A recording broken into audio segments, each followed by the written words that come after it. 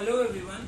So today we will talk about the very famous topic nowadays, which is called mucormycosis, and this particular disease is associated with COVID-19. So we will talk about mucormycosis here. Mucormycosis is basically a kind of fungal disease. So this disease is caused by fungus, and the name of that fungus is Rhizopus or mucor or myocytes. So this Rhizopus, mucor and myocytes are the pathogen of the fungi which is present in the soil and garbage and didn't decaying matters. So this Rhizopus or mucor, which is present in the soil, garbage, dead and decaying matter, because this fungi will have to decompose the objects which are present in the ground, and for it will also grow there in the favorable condition. This mucormycosis was previously known as zygomycosis, but later on when the research has been done, then it is found that it is not only caused by one of the fungi but different type of fungi which are basically mucor species. So these are the species of the mucor of fungus which are basically cause the mucormycosis. Mucormycosis is a very deadly disease, and this particular disease are having a greater impact, and there is a mortality rate of 50% death in this case.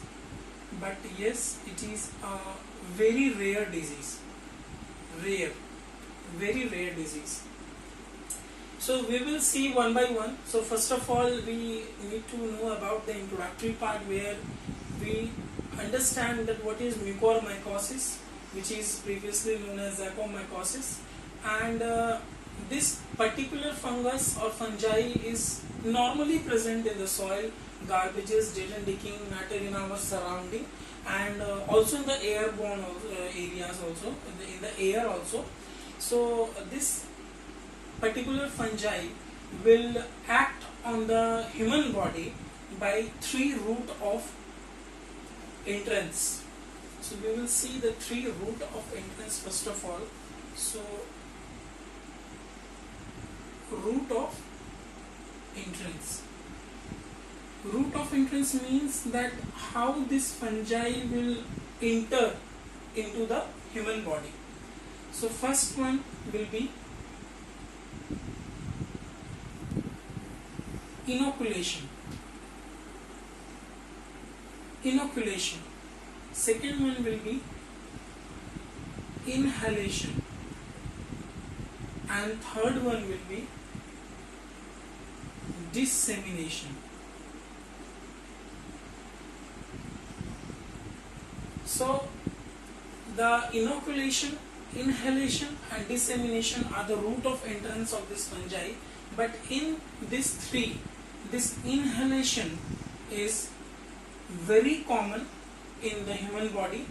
Means that if anyone inhale the particular air which is all around surrounding with the fungi, mucor basically, so with the respiratory tract, it will firstly affect the nasal area, that means our sinuses, and secondly our pulmonary area, that is our lungs.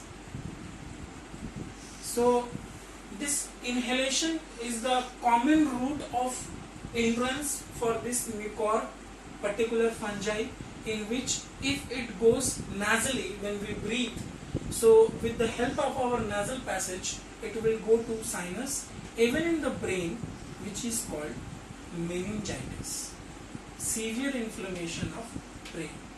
And with the help of our respiratory tract, it will also goes into the pulmonary area, lungs, and it causes lungs infection.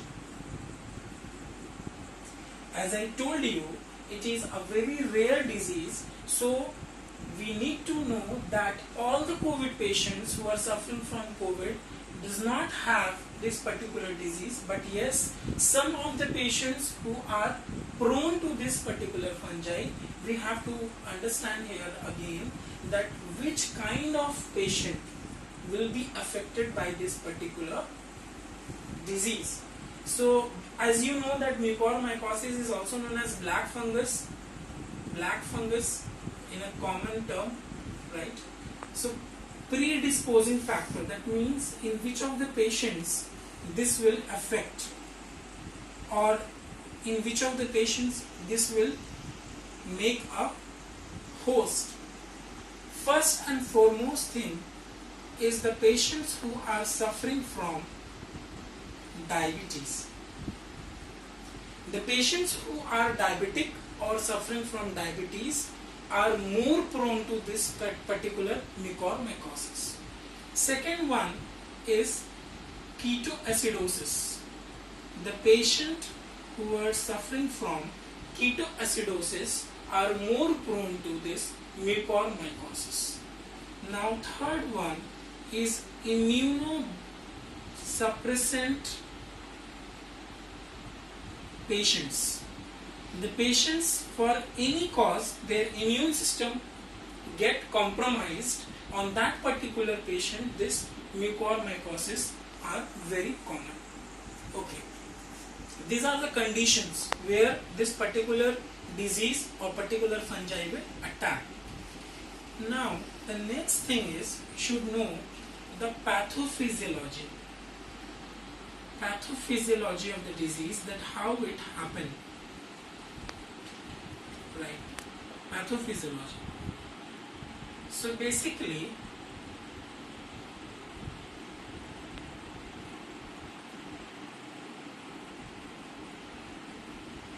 whenever you will inhale or whenever you will intake this fungi into your mouth, suppose this is the mucor which is covered with the spore. So for example, if the route of entrance of this fungi is the inhalation, so with the help of this it will go into your nasal sinuses, and the mucor will release its toxins and try to multiply in a very rapid manner, like this way, and it will again chosen their particular target site. So as I told you, when it goes to the nasal area, it will affect the nasal area, sinuses and the brain. So whenever it will enter into your body, our normal innate immunity or the normal defense mechanism, suppose this is the neutrophil, right? So here in the particular area of target site, there will be blood vessels which are passing. Now what happens when any kind of pathogen will enter into the body, this particular blood vessel get widened because of the property of what? Vasodilation. Any kind of bacteria, fungi come across in the human body, then certainly with the help of innate immunity there will be a vasodilation, and in the blood stream the neutrophil comes, and then this neutrophil will jump from this particular artery to the area of target site, where it will try to defend or try to kill this particular pathogen. And so later on, then lymphocytes will come, macrophages will come and try to engulf. So I just want to make it enlarge and I want to show you. Okay, suppose this is a macrophage. So whenever there will be a macrophage comes in action, there will be a receptor site here, and this particular fungi, Mycor, is also having antigen representator, and this antigen representator will bind with this and certainly dissolve in this particular macrophages, and it will kill it or take it to the immune headquarter, that is lymphocyte. This is the normal mechanism of our immunity. We will discuss the immunity in our next session specifically, but here what I want to make you understand that this particular innate immunity defense mechanism is not possible in the cases of diabetes, in the cases of ketoacidosis, or in the patients who are immunosuppressants. Why this happen? Because this particular disease, the person who is suffering from diabetes, ketoacidosis, are having a compromised immunity. So the WBC, the natural defense mechanism of neutrophil and the lymphocyte, which comes in action to the antigen receptor area, will not able to bind it, because the action potential in this particular blood vessel is very low because of the conditions of diabetes, ketoacidosis, and the person who is suffering from immunosuppressants. So when the natural defense mechanism are not able to act or kill, then this particular fungi will take a very vast structure and also damage the particular parts. Now we are going to see that what are signs and symptoms here.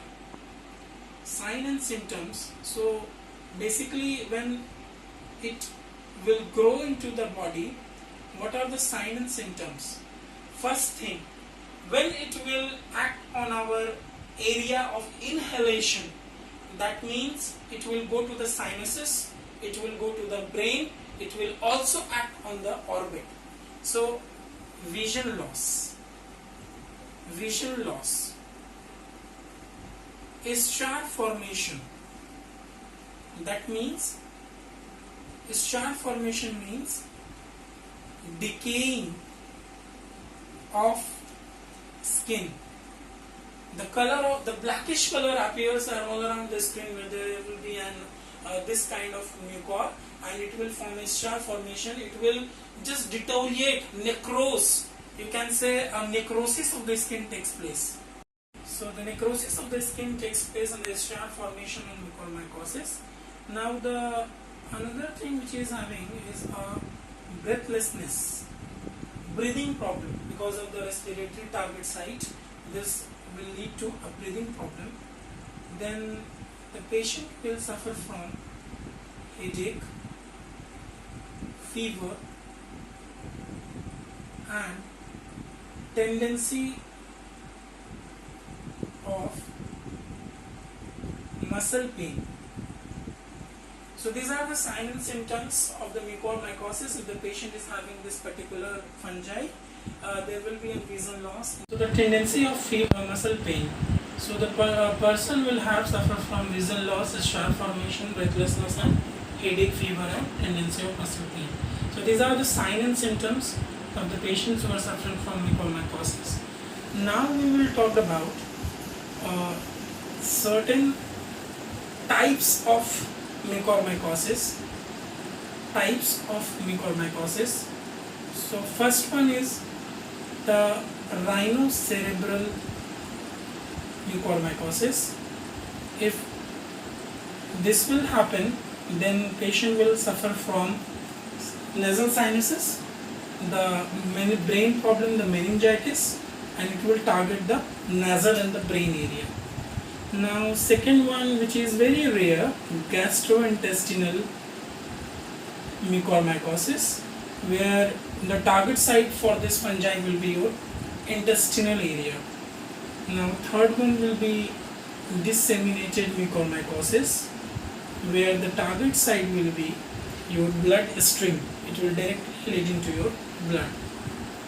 Now the fourth one will be the pulmonary mucormycosis, where it will go to the respiratory tract and affect the lungs. So these are the 3-4 part of target site of this fungi where it will attack, right? So in this rhinocerebral mucormycosis is very common, and the cases were come across with this particular disease also. Now we will talk about finally the management of that particular disease. The first and foremost management of this particular disease is precautions. That means whenever the person or the patient is recovering from any kind of disease, let us suppose take COVID recovery, then patient's innate immunity is very weak generally. So that patient is very vulnerable to any kind of fungus and bacteria. Vulnerability will increase on that cases. So in which you have to take the precautions. Second one will be the clean environment. That means whenever you are recovering yourself, your surroundings should be clean enough so that any kind of viruses or fungus or anything cannot be invade there. And last management will be the consultation. Consultation is very important because there is no chances of getting curious about this particular disease. So consultation, the correct consultation is required, because this particular disease is very rare and it will affect only some of the people, not everyone.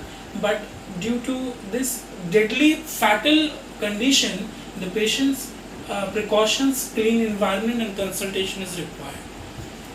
So hope everyone understand, and that's all for today's session. Thank you.